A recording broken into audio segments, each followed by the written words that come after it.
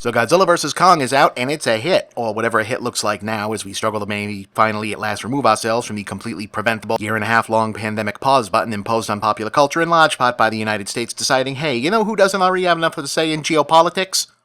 Morons. But okay, a movie is here, people dig it, I thought it was fine, pretty good, the previous one was much better, but damn near any Godzilla is good Godzilla, and the hashtag continue the Monsterverse became a thing, so I guess people finally got on board with what is admittedly a fairly lackadaisical version of a franchise that can barely even pretend to keep track of its own continuity. Hey, did you notice that Shanaguri's character in Godzilla vs. Kong was supposed to be Ken Watanabe's character from the previous Godzilla movie's son? Well, don't feel bad, it never actually came up in the movie, and they only said his last name once. Ralph, I thought you were dead. Nope. But that's kind of on par with how Toho and other giant monster movie series have typically kept these things going, particularly the original 50s, 60s, and 70s Godzilla features, where they had generally decided that the solo-build creatures like Mothra, Varan, and Rodan had actually been living adjacent to Godzilla's timeline after the fact and counted on audiences to not really care that no one mentioned that previously, even more so for characters that popped in from other still technically unrelated films entirely because they needed an extra suit or puppet for big sequences, like Manda from Atragon, Gorosaurus from King Kong Escapes, and Baragon from Frankenstein Conquers the World, which audiences outside Japan generally weren't even told was actually the prequel to War of the Gargantuas. Frankenstein, with the strength of 1,000 men. From the fiery depths of the earth comes a prehistoric mastodon of destruction.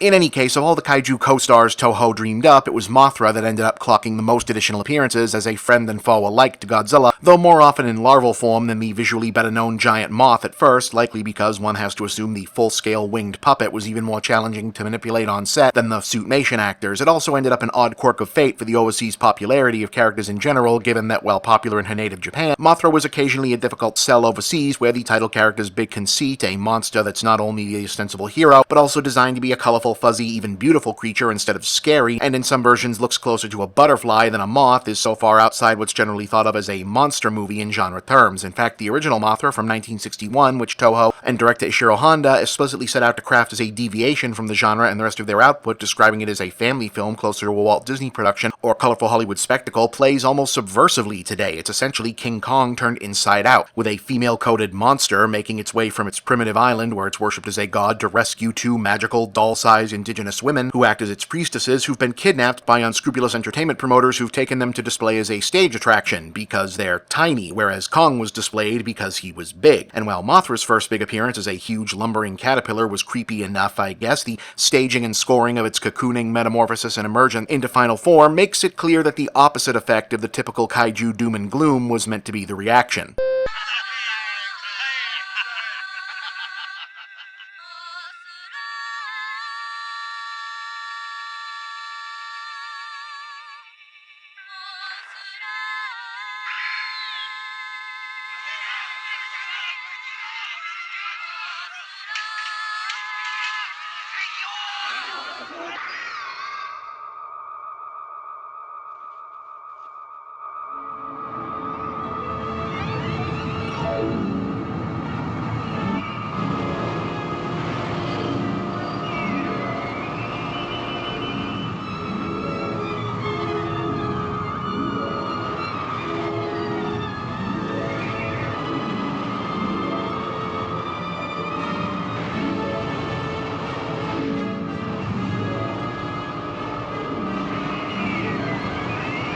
See, there's even twinkly wind chime sounds over that. This carries over into the booking for Mothra vs. Godzilla, which is probably still the best of the original Godzilla sequels after the original execution-wise, but still left distributors outside Japan perplexed as to how they were supposed to sell a movie where the big, terrifying, fire-breathing dinosaur co-stars alongside what audiences would inevitably identify as a big, fuzzy butterfly and two Japanese versions of Tinkerbell that sing to it. So the first US release simply opted to not tell people what Godzilla was fighting in this one and let it be a big surprise.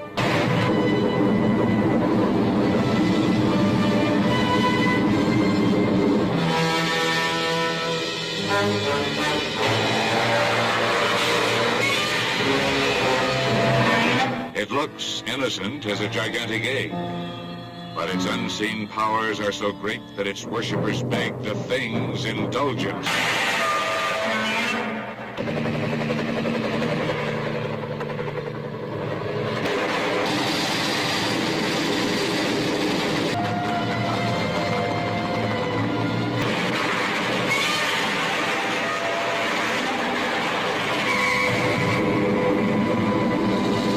Technically, Mothra number 1 exits the story in that one, leaving behind a pair of larvae, but as noted, the continuity is not exactly consistent on how many Mothras are ever around after that point. Ghidorah the three-headed monster establishes only one of the larvae remaining alive one film later, and that's presumably the one that turns up as a grown adult new Mothra in Godzilla vs. the Sea Monster, which was also originally supposed to be a King Kong movie instead of a Godzilla movie. Different story entirely. Then another larva is a character in Destroy All Monsters, and it's unclear whether that's meant to be the still alive number 2, a new baby, or something else entirely, since it's never really clear what Mothra's life cycle actually is. Either way, when Toho rebooted Godzilla in the 90s and began updating some of the more famous co-stars in the sequels, it was clear that Mothra had to be part of that, and she came back into the picture fairly quickly for 1992's Godzilla vs. Mothra: The Battle for Earth, which also drops in a new one-off nemesis in the form of the evil Mothra, Batra, which is not a bat, but basically a bigger insect, to fit into the by then typical Godzilla getting stuck in other people's drama setup of that series.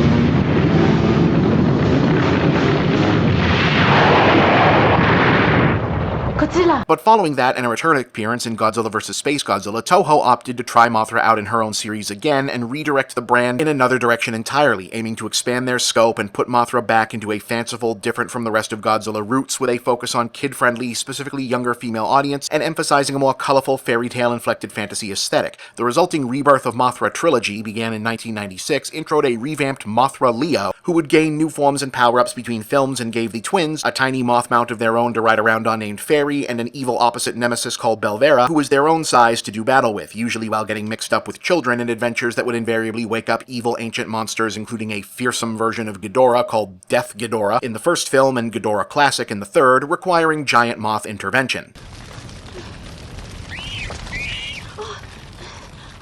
Where are my children? They're both safe. They're heading away from the fire, towards that mountain. Just follow this valley and you'll be fine. Thank you.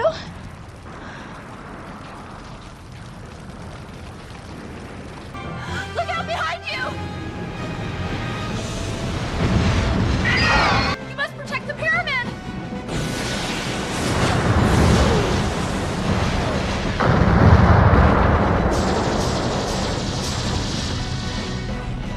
Godzilla will destroy the Earth. We can't let that happen. The Earth will live on after the humans. But human beings are part of the Earth's life system too. That is true. But human beings are responsible for destroying the planet. How can you say they don't deserve to live? Look, these kids are innocent. What have they done? Nothing, but wait till they're adults.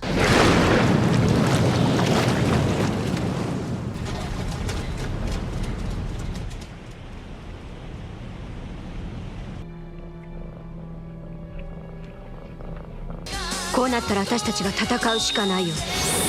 剣をきっと役に立ちますから。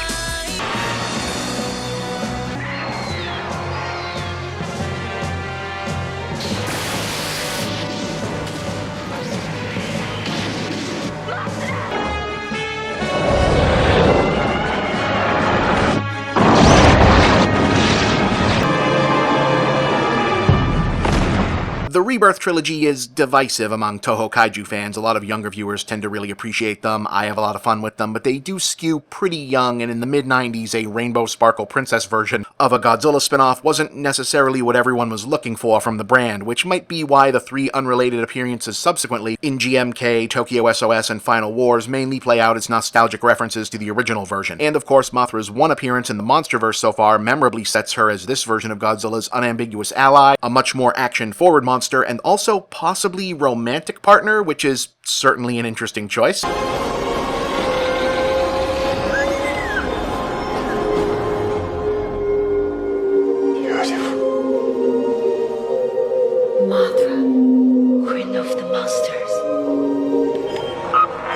I got it. Picking up a reply. Bringing it up.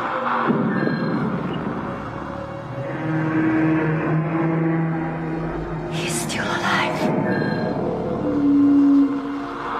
So her and Godzilla, they got a thing going on? That's kind of messed up, right? Though it'll remain to be seen whether or not we'll actually see that thread picked up at all. Apparently one or both of Zi Zhang's twin characters from King of the Monsters applied to be the modern incarnations of the infantile and priestesses from the original franchise, and the Rebirth trilogy were meant to appear in Godzilla vs. Kong, but they're not in the finished film. Color me hopeful, though. It can't always be just dinosaurs and monkeys after all. Not that there's anything wrong with dinosaurs and monkeys, just, variety. I'm Bob, and that's the big picture.